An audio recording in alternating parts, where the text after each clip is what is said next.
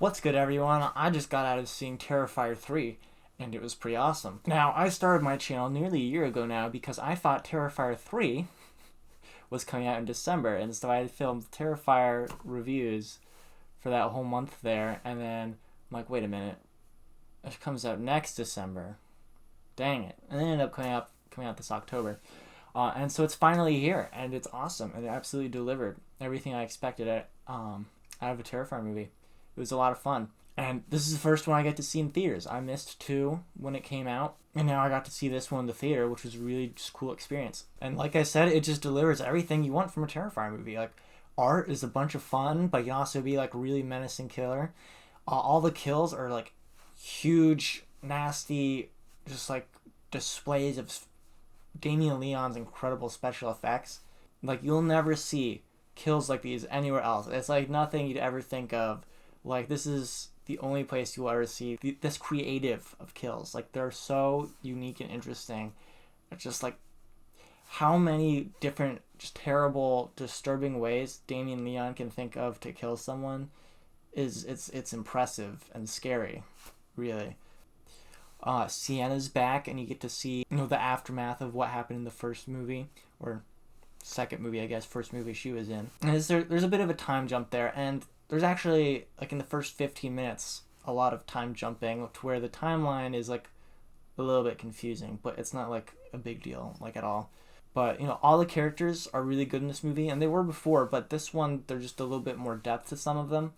You don't get to see the brother as much in this one. It was a little bit disappointing, and they take his character in an interesting direction in this one that I want to see where they go with it in Terrifier 4. I'm not 100% sure I totally like where they're going with him, but we'll have to see.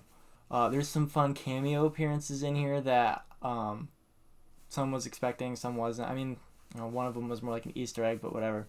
So there's some of that in here, which is pretty cool. Now, there's nothing really bad or anything I complain about with this movie, really. Like, there are some mixed aspects I want to talk about. Now, the movie is much smaller scale, much more contained. It doesn't have as much of like the just insane like magical stuff, or like the dreamlike sequences, fantasy aspects, and stuff like that Terrifier 2 had. It reels it back a little bit, which isn't a bad thing. It goes back more to Terrifier 1 roots, which isn't a bad thing. The movie isn't as like bright and colorful. It's definitely more just visually darker.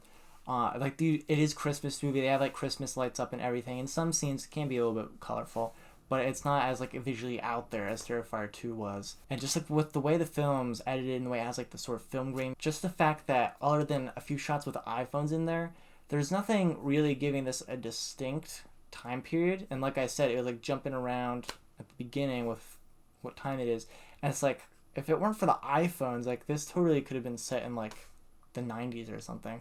And it kind of looks like a movie that was made in like the early 90s, late 80s, which was really cool, like, aesthetic this movie had. Now, as for the kills, they never really exceed like the bedroom scene in Terrifier 2. Like, there's nothing quite as awful as that, in my opinion.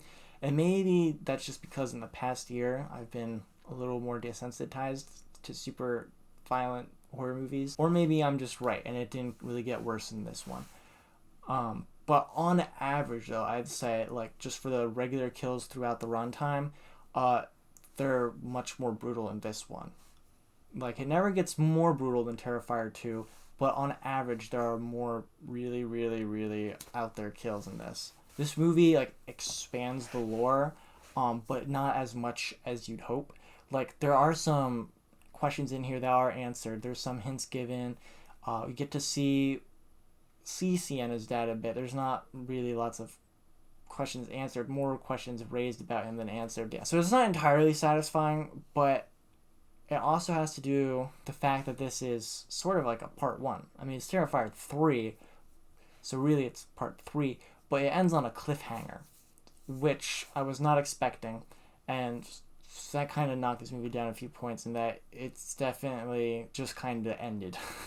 Like, kind of abruptly. I'm like, oh, we're not closing this out traditionally, are we? Like, it like really heavily sets up a sequel. Like, where Terrifier 2 is sort of like, they left it open for a sequel, this one is like, no, this is like a part 1, basically. We're setting up the sequel pretty heavily in this. So, I mean, you got me excited for Terrifier 4. Like, I can't wait to see it, but you slightly sacrificed what maybe could have been a better Terrifier 3. I don't know what it's in Damien Leon's head, but we'll see. So, for my final score, I'm going to give this movie a solid 8 out of 10.